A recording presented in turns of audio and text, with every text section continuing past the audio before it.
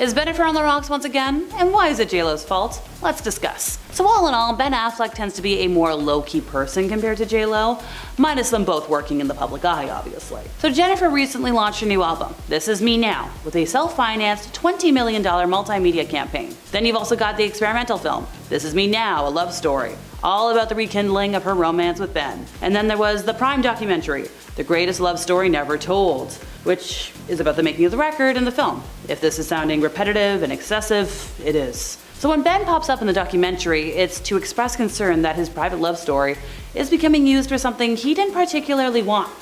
So this whole media spectacle is actually named after a scrapbook that Ben gifted Jennifer for Christmas, like ages ago, stacked with every letter and email they'd written to each other over the last 20 years. Now Jennifer showed the book to her producers and songwriters on the first day of making this new album, but she did it without asking or telling Ben.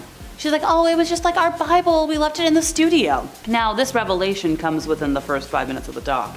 And right out of the gate, Ben is not shy about his discomfort. He is absolutely shocked that Jennifer would share something so personal with her collaborators. And now, of course, with the whole wide world, it's quite clear that JLo and Ben are like kind of blended family. So one thing that's cute is that JLo and Ben are kind of blended family goals. They've got their ex-spouses that are happy, and it also seems like they're kind of antsy about welcoming another member to the family. Yeah, apparently they want a kid together. Now, well, JLo has repeated this sentiment for quite some time.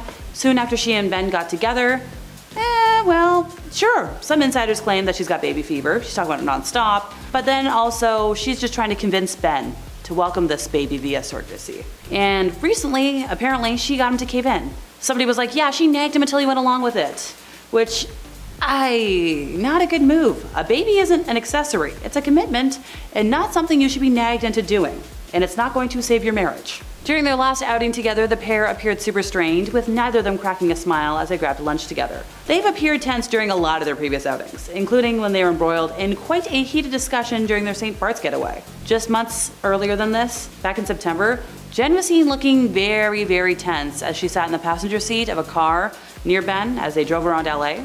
I'm all for a pap walk, but look happy, guys. They also raised eyebrows when they were seen attending the premiere of The Mother. In a very awkward moment while posing on the red carpet, Jen had a big frown on her face, and she was gesturing to Ben, and he looked angry.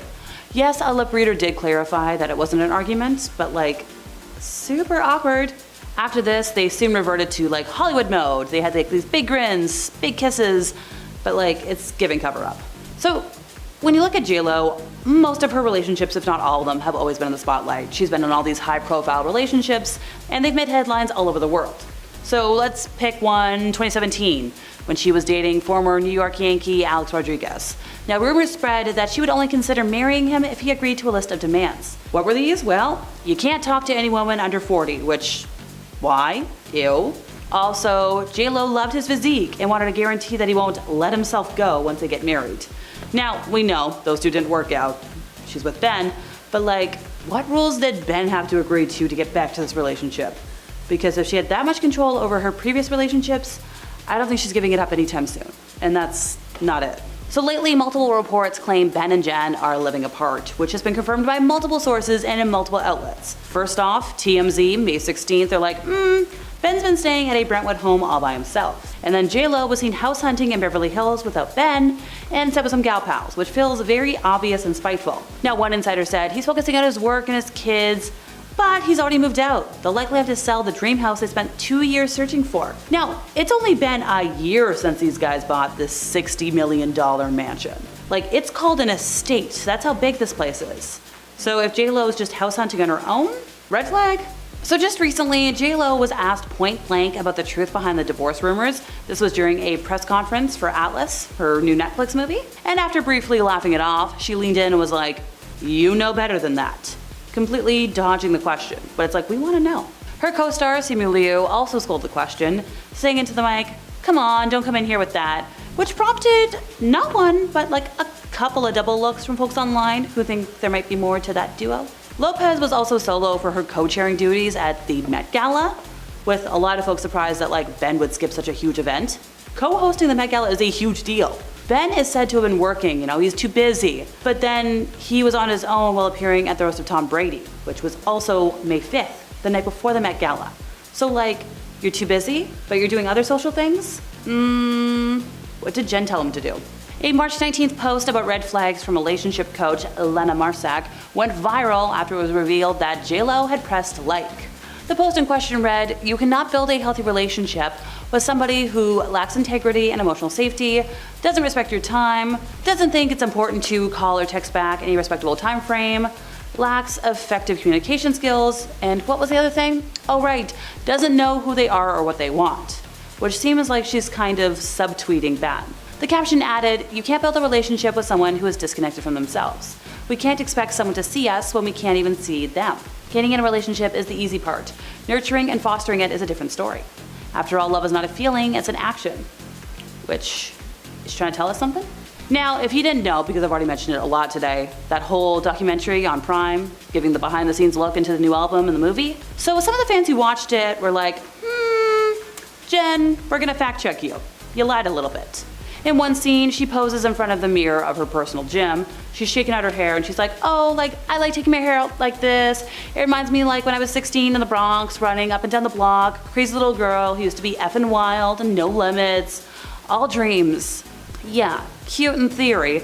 However, TikTok user Photos by Angela slammed the star in a series of videos because she claimed to have gone to the same Catholic high school as Jennifer and accused her of lying about her experience living in the Bronx. She was like, "We both attended an all-girls high school in an Irish and Italian neighborhood, so you weren't running up and down the block." And this isn't the only lie she's been exposed for lately. She's long been accused of not actually singing on her albums, and singer Natasha Ramos took to TikTok to shed light on that. Now, Natasha, who has a voice very similar to Jennifer's, was hired to sing the demo of Jenny from the Block. The production team liked her voice so much that they asked her to record 5 more songs for the album. Now, Natasha did receive $3,500 and a backup singer's credit. However, as she claims, and as the original demo demonstrates, it's really only her voice in the final track. And not only in the choruses, it's her laugh and her yelling, "From the Bronx." JLo only sings in the verse. So, how is this relevant? Well, if these are just the lies that JLo tells the general public, what lies does she tell her husband? That's gonna cause badness in a marriage. Also, JLo has a habit of being quite a diva. When have you heard Ben making crazy demands for press tours or similar situations? An old interview from JLo recently resurfaced and she's got a lot to say, and none of it's good. Would you like an example? Well, here's what she had to say about 2 major stars at the time, starting with Gwyneth Paltrow. "Tell me what she's been in. I swear to God, I don't remember anything she was in. Some people get hot by association. I heard more about her and Brad Pitt than I ever heard about her work." Okay, what about what she had to say about Madonna? "Do I think she's a great performer? Yeah. Do I think she's a great actress? No. Acting is what I do. So I'm harder on people when they say, 'Oh, I can do that. I can act.' I'm like, hey, don't spit on my craft." Now, the funny thing about this is JLo said this after only having Selena and Anaconda under her belt for her acting career, which that's embarrassing. So I'm glad people are calling her out for this. But at the same time, it's like, okay, if you're bad-mouthing people, what are you saying behind closed doors? What are you saying to your husband? And finally for today, another insider source claimed they've known Ben for more than 10 years and everything is a fight for him and Jen. The only satisfaction he gets in life is overcoming when the odds are stacked against him. Now that they're reunited, the ego battle between Ben and Jennifer was always on full display and is only really eclipsed by the obvious passion and respect they have for one another. But there has to be an easier path, and you have to ask why they want their marriage to be this way in the first place. I'm guessing for publicity? And in Jen's case, to promote her new work based on their love story. But I have a feeling the moment this whole tour cycle ends, so will the marriage, publicly, because it ain't looking great. JLo's new Amazon Prime documentary and musical movie has caused quite a stir over the last week, especially in the Affleck-Lopez household. Once a couple 20 years ago, Ben Affleck and Jennifer Lopez are now back together and fans are. Ben is reportedly angry with Jennifer currently after her new movie about their love life was recently released. Insiders told The Heat that Affleck was reportedly scared that JLo's new film, This Is Me Now, would ruin his career, and apparently that fear has not dissipated. There is a very real risk that this film will not get the reaction she is expecting. Ben's been complaining to friends this could end up being Gigli 2.0. They said it will be especially embarrassing for him considering the career that he has built up and how seriously he takes his projects. He is scared he's made a big mistake getting involved. This is the second project they've worked on together, and since Gigli was so so panned by critics, receiving a 6% on Rotten Tomatoes and losing over $60 million at the box office, it seems as though Affleck has been worried about the same treatment, and it allegedly caused problems in their marriage. Ben Affleck also recently admitted the romance forced him to make major compromises. Benefer was really inspired by this experience, which is how artists do their work, Affleck said. They get inspired by their personal life. It moves you. I know as a writer and director, I certainly do the same things, but things that are private, I always felt are sacred and special, in part because they are private. So this was something of an adjustment for me. At a screening earlier this week for the documentary, Lopez said that her husband was a, quote, reluctant participant in the whole thing. According to People, she told the audience during a Q&A session, the other scary part was that I was bringing into it my husband, who was kind of the reluctant participant and a silent participant and all. Affleck still admits his hesitancy with having the spotlight on their relationship. It's the first time that she's done something as an artistic form of expression that was purely for the sake of what she had to express. It was about bringing out the things she felt inside that she just wanted to say, Affleck said. And I don't really love being in the making of a documentary about my personal life, which is why I'm so relieved that it's not really, and it seems like I might be in this, but not really. I was worrying for no reason. The movie wasn't about me, it was about the ability to love yourself, and that love story is a lot effing harder to find than Prince Charming. Celebrity matchmaker Alessandra Conti notes that there's been a shift in how the public engages with famous couples. Navigating the complexities of fame and having a very public relationship was challenging back in the early 2000s, but now it has reached a different level. Every couple who is remotely in the public eye experiences an intense level of scrutiny, especially with the dawn of social media, she told Fox News. However, J-Lo and Ben have kept a relatively low profile when it comes to social media, and although they're supporting each other at professional events, they have kept the intimate details of their relationship private. This is a smart strategy, and as long as their privacy is maintained, it is a sustainable situation for him and J-Lo. Ben also needs to understand that whoever he dates, he will be scrutinized in the public eye. This is one of the trade-offs of fame, she says. In the documentary, the couple admitted they, quote, just crumbled under the pressure of being a tabloid phenomenon, and it put a strain on their relationship, leading them to call off their 2003 wedding 3 days before it was supposed to happen. I had a very firm sense of boundaries initially around the press, while Jen, I don't think, objected to it the way I did. I very much did object to it, Affleck said. Getting back together, I said, listen, one of the things I don't want is a relationship on social media. And then I realized it's not a fair thing to ask. It's sort of like you're gonna marry a boat captain, you want to like the water. We're just two people with kind of different approaches trying to learn to compromise. J-Lo is no stranger to headlines and tabloid drama though. Let's go down memory lane and rehash some of J-Lo's most shocking controversies. In 2020, Shakira and J-Lo co-headlined the Super Bowl halftime show, and she was accused of throwing some serious shade at Shakira. Lopez was seen getting into a heated debate with an NFL producer about her idea to have caged child performers on stage, a reference to the living conditions that youngsters face at border detention centers. She said, I'm trying to give you something with substance, not just us out there shaking our effing butts and effing belly dancing. I want something real. I want something that's gonna make a statement, that's gonna say that we belong here and we have something to offer. The use of the term belly dancing, something which Shakira is very famous for, left many believing that she was dismissing her co-star's contributions. Jennifer Lopez was also accused of being insensitive to her husband's addiction issues in 2023 when she launched her own brand of alcoholic cocktails. The Let's Get Loud singer put her famous name to Dalola, a range of drinks created with mixologist Lynette Marrero. But having only just walked down the aisle with Ben Affleck, a recovering alcoholic, this latest business venture left a sour taste for some fans. There's also a rumor that J-Lo didn't used to sing on her old records. Rumors had been circulating for years that Jennifer Lopez had more than a little vocal help on hits such as Play,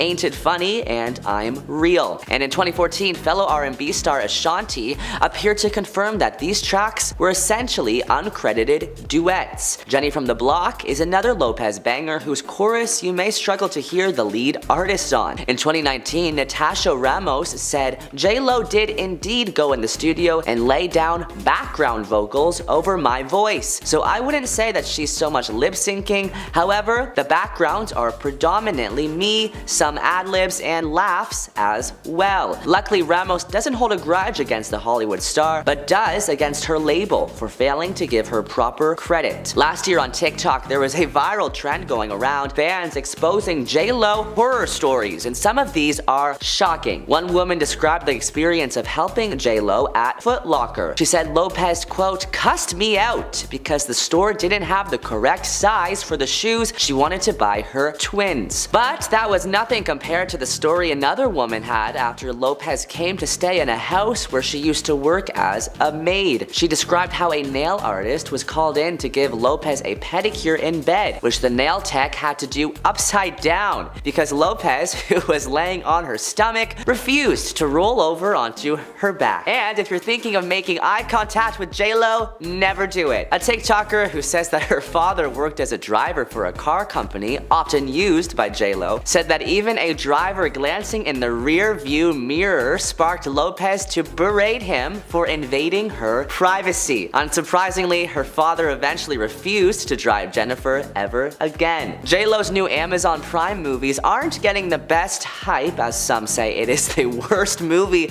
ever made. One reviewer made a list called "The Reasons Why This Sucked." "I had no idea what was going on in the movie," she says. "There was no theme, actually. There were too many themes.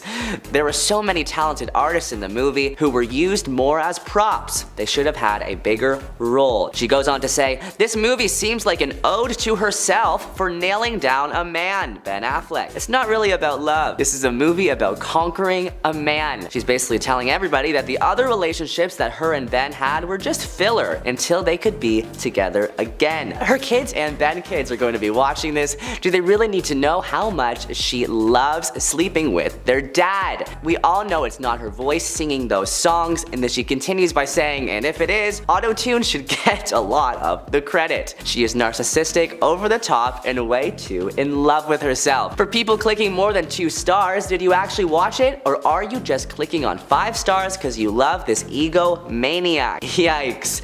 Alright, back to Ben and Benefer. More inside details of their private life were released in her accompanying documentary that was just released this past week. Early in the documentary, Lopez reveals that she showed her musical collaborators a collection of letters that Affleck gave to her as a gift. "This book is a book that Ben gave me on our first Christmas back together. It's every letter and email that we wrote to each other from 20 years ago and today," she says. The cover of the thick binder says, "Handwritten, the greatest love story never told by Jennifer Lopez and Ben Affleck, 2001 to 2022 and counting." Benefer explains, "It became like our Bible and we just left it there in the studio." Ben Affleck, however, was surprised their correspondences were made public. "I was like, you've been showing all the musicians all these letters?" And they were like, "Yeah, we call you Pen Affleck," he recalls in the documentary. "I did really find the beauty and the poetry and the irony in the fact that it's the greatest love story never told, and if you're making a record about it, that seems kinda like you're telling it." He adds later that he had to adjust to the change. "But things that are private, I've always felt are sacred and special because they're private, so this was something of an adjustment for me." From cheating to wanting kids to diva behavior, Jennifer Lopez and Ben Affleck are headed for divorce, and here's our list of secrets that destroyed them. Now, starting off, we have Ben's cheating past. Not even a month after their 10-year wedding anniversary, Jennifer Garner and Ben Affleck announced that they were getting a divorce. This came as a surprise to a lot of people, as throughout their marriage, they seemingly had a very healthy relationship. Now, it turns out that was not the case for as long as we thought. When the pair did divorce, there were rumors going around that Ben had formed a relationship with their children's nanny. Now, of course, he denied these rumors, with a rep for Ben saying that the story was complete garbage and full of lies. However, later in a conversation with Vanity Fair, Jennifer Garner confirmed that yes, Ben had an affair with their nanny. She said that there were lots of reasons for their split, but this was definitely not something you can ignore. She then went on to say, "It's not great for your kids for a nanny to disappear from their lives. I've had to have conversations with my children about the meaning of a scandal," she said. Now, in that same interview, the actress said, "No one needs to hate him for me. I don't hate him. Certainly we don't have to beat the guy up. Don't worry, my eyes were wide open during the marriage. Next is Jen wanting a baby. Now, a source exclusively told Life in Style that J-Lo has been trying to persuade Ben to have a baby via surrogate and claims that she finally got him to cave in. The source says Jennifer has become passionate about getting yet another second chance, having a baby with Ben. She nagged him until he went along with it, added the source. Ben was completely happy with the blended family they already have, but he loves kids, that's why he agreed to having another. At the end of the day, he wants Jennifer to be happy. But I mean, it doesn't really feel like he wants another kid. Now, Ben has 3 children from his previous marriage, while Jen has 2. Now, they're allegedly in the planning stage, with Jen looking at surrogates, but with the rumors of a divorce and the pair currently living apart for the time being, adding another kid into the equation doesn't sound like a good idea at all. Then there's Ben's addiction. Ben has been open about his addiction to alcohol. He first checked into a rehab facility in 2001, completing a 30-day residential rehabilitation program for alcohol abuse. He then sought treatment for alcoholism on several occasions in the years since, getting professional help in 2008, 2017, and again in 2018 after his divorce from Jennifer Garner was finalized. Now, he briefly relapsed in 2019, but said he wouldn't let it derail him, admitting it happens, it's a slip. Now, that same year, the actor acknowledged that being an alcoholic is something that he deals with on a daily basis, saying on the Today Show, "It doesn't have to subsume my whole identity and be everything, but it's something that you have to work at." Now, since Ben's addiction has played out so publicly, it's become unfortunately common for fans to speculate about his health, particularly after he married Jennifer Lopez. For example, a video clip of Jennifer and Ben having a seemingly tense conversation at the premiere for her movie Shotgun Wedding went viral in January after fans suspected the pair were arguing over Ben's drinking. Now that things appear to be rocky between the two, maybe Ben has relapsed again. Now let's talk about Jen exposing their relationship. Ben was taken aback when Jen shared with songwriters the private letters that he wrote to her to serve as an inspiration for her upcoming album, This Is Me Now. Per Variety, in a preview for her forthcoming Amazon Prime documentary, The Greatest Love Story Never Told, Jen had invited musicians to their home and gave them access to Ben's love letters. Now, ironically, Ben walked in at that very moment and was surprised to see the letters being passed around. I did really find the beauty and the poetry and the irony in the fact that it's the greatest love story never told, he said to the camera. If you're making a record about it, that seems kinda like telling it. Now, reacting to the way J-Lo shared Ben's private letters, several Twitter users admitted that they found it invasive. Sharing personal love letters with a bunch of people without the writer's permission seems like a very weird thing to do, one person wrote. Literally cannot imagine sharing love letters with strangers, this is so invasive, another user said. When you write something deeply intimate to your partner that comes from a very vulnerable place, one of the worst things a partner can do is show these to others, someone tweeted. Another one said, it's truly inconsiderate to release it without telling him, especially considering he was probably being vulnerable, another user agreed. And I gotta say,